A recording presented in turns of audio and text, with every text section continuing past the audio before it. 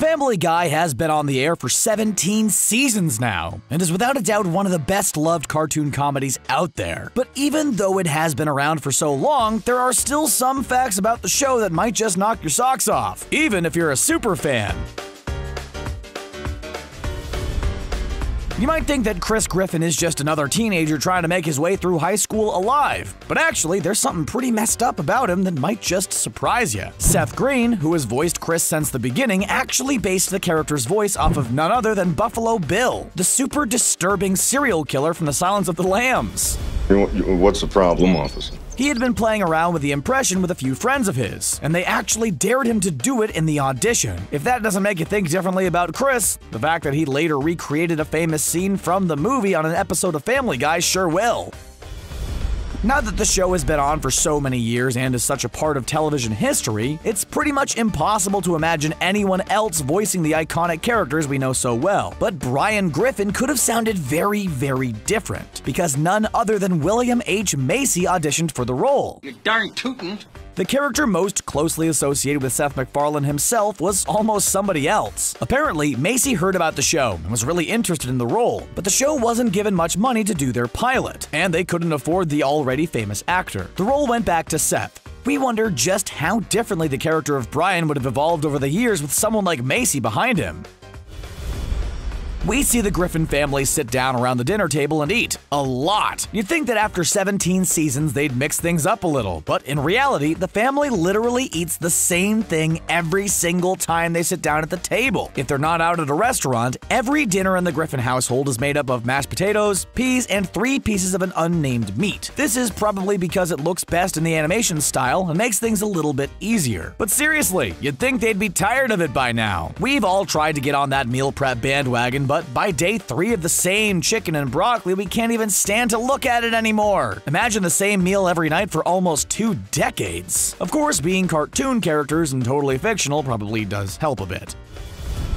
While we all know that the writers behind Family Guy aren't afraid to push every button out there, believe it or not, there is actually a lot that they aren't allowed to say, at least on television. That's why there are actually 2 versions of almost every episode, the one that airs on TV and then the one that goes on the DVDs and streaming services. One particularly edgy gag that involves a promo for The Simpsons that is interrupted by Quagmire running onto the screen and having his way with Marge before killing the whole family never made it to TV. We wonder why.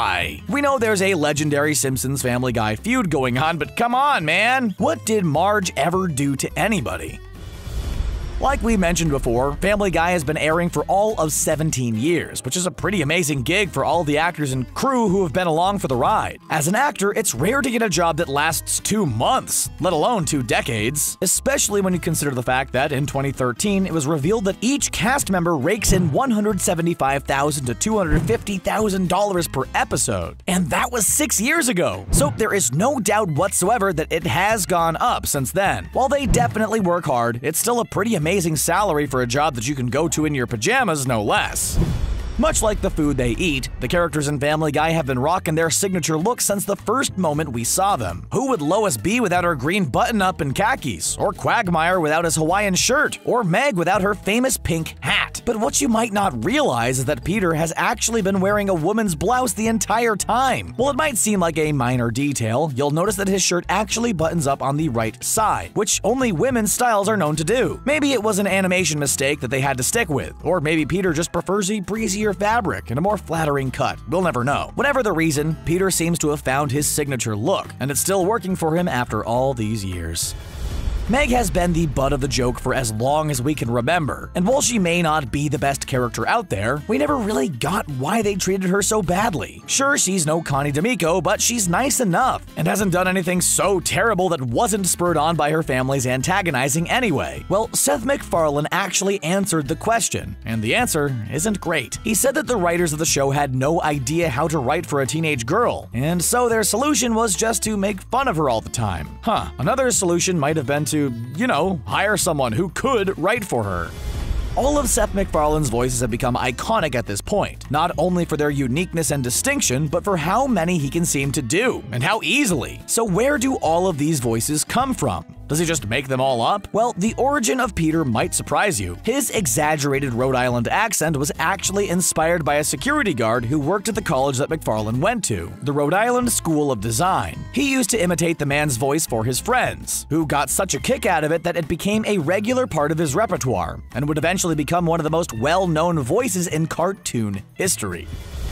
If you're a true Family Guy fan, you've seen all of the episodes, including the very rough first season. It's notable for its less sophisticated animation style and slightly different voices for all the characters. The most notable difference is, of course, Meg, who wasn't voiced by Mila Kunis until season 2. But what you might not know is that her original voice is actually Lacey Chabert. That doesn't ring a bell? How about Gretchen Weiners? That's right, Lacey went on to star as the heir to the toaster strudel fortune in the iconic movie Mean Girls, after her departure from Family Guy. Most TV shows strive to make it onto all of the best of lists out there, but there's one very different kind of list that Family Guy has been on a record number of times, for which they are probably quite proud of. That's right, an organization called the Parents Television Council has named Family Guy Worst Show of the Week, a record-breaking 44 times for all sorts of content that they deem inappropriate. While some might be upset to be included on a list like that, we'd bet money that Seth Macfarlane and his crew strive to stay on it.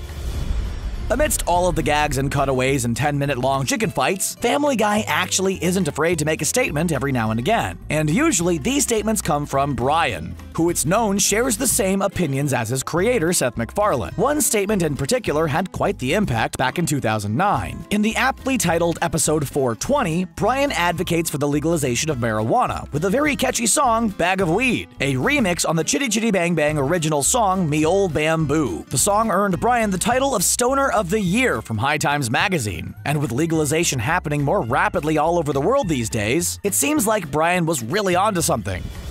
Just like we can't hear any other voices associated with the much-beloved characters of Family Guy, changing up their looks is just downright off-putting, which makes it really weird that Lois was actually originally a blonde. In the pilot episode, before the one that would make it to the air, Lois has blonde hair and a red shirt on, which is just wrong if you ask us. Apparently, the color of her hair was hotly debated by the writers' room after the series was greenlit by Fox, and her iconic red locks won in the end. While Lois being a blonde would have definitely explained Chris's hair color a little bit, we just can't imagine her any other way than red.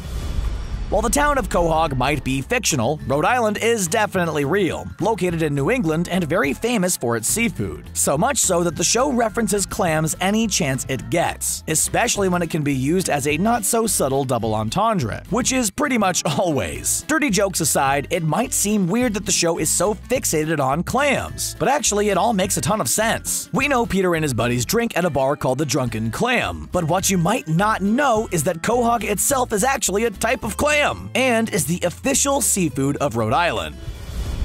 2009 was a big year for Family Guy, and not just for Brian's previously mentioned Stoner of the Year accolade. It also marked the year that the show was nominated for Outstanding Comedy Series at the Primetime Emmy Awards. They have been nominated for many awards before, and won a handful, but generally in voice acting, animation, and musical categories. Because, let's face it, nobody does big splashy musical numbers quite like Family Guy. This was actually the first time that an animated show had been nominated in that particular category, which is typically reserved for live-action TV series. Quagmire is a bit of a mysterious character, and is definitely polarizing. Sometimes he's downright hilarious, and sometimes he really should go to jail. But there was one moment in the show that fans have pretty much forgotten about. In Season 7, they casually reveal a crazy bit of information about Quagmire that makes very little sense, but that haunts us to this day. In the episode, Foxy Lady, Peter and the guys ask to see Quagmire's driver's license, which reveals that he was born in 1948, which made him 61 years old at the time that it aired, and 71 years old today. His simple secret? Carrots. Apparently though, don't ask him to show you what he does with them. Trust us. It's no secret that Seth and the rest of the team behind Family Guy are huge Star Wars fans. But the reason that they've been able to pay as much homage to the iconic movie series is due to the permission of the man himself, George Lucas. A few years into the series, they had already referenced the movies a ton of times before getting nervous that there would be copyright issues. So they reached out to George and his company Lucasfilm. As it turned out, he was a huge fan of the show and gave them his blessing to do pretty much whatever they wanted. And boy, did they. It's pretty common for comedies to have all kinds of catchphrases, and Family Guy is no different. But rather than the ones like "What the deuce?" that got phased out after a couple of seasons as the characters became more grounded and human, there is one turn of phrase that has really stuck around. And no, it's not what you're thinking. In every single episode of the show, one character or another says a version of the words "What the hell?" Seriously, in every single episode. We guess it's because the show is just shocking everyone, including its characters at all times. It might seem as though Seth Macfarlane was destined to become king of the cartoon world, but actually it was a bit of a surprise, even for him. Right as he was graduating the Rhode Island School of Design, one of his teachers secretly submitted his final animation project to a contest at Hanna-Barbera. Before he knew it, Macfarlane had won the contest he didn't even know that he entered, and the famed animation company asked him to move to Los Angeles to come and write for them. If you've ever wondered why the show feels familiar, the fact that Macfarlane cut his teeth on shows like Johnny Bravo, Dexter's Laboratory, and Cow and Chicken, we hope he at least sent that unnamed professor a basket of mini muffins once he landed in LA.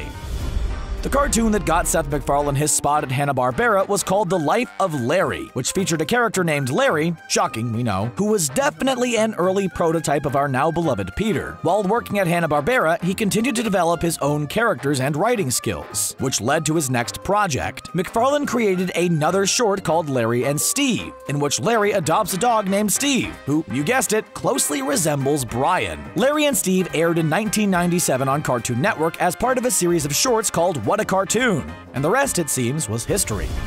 Family Guy seems perfect in its 30-minute episodic format because of the ways that it pays homage to the classic family sitcoms that came before it, and a show featuring a certain yellow family from a town called Springfield that shall remain nameless. But Family Guy was almost a totally different show. After his short Larry and Steve was well received, he pitched an idea to the people behind the late-night comedy sketch show Mad TV. Family Guy almost made it to air for the first time as a series of animated sketches on the show, just like how The Simpsons got their start on the Tracy Ullman Show. Apparently, Mad TV didn't have quite the budget for that kind of animation, but we think it all worked out in the end.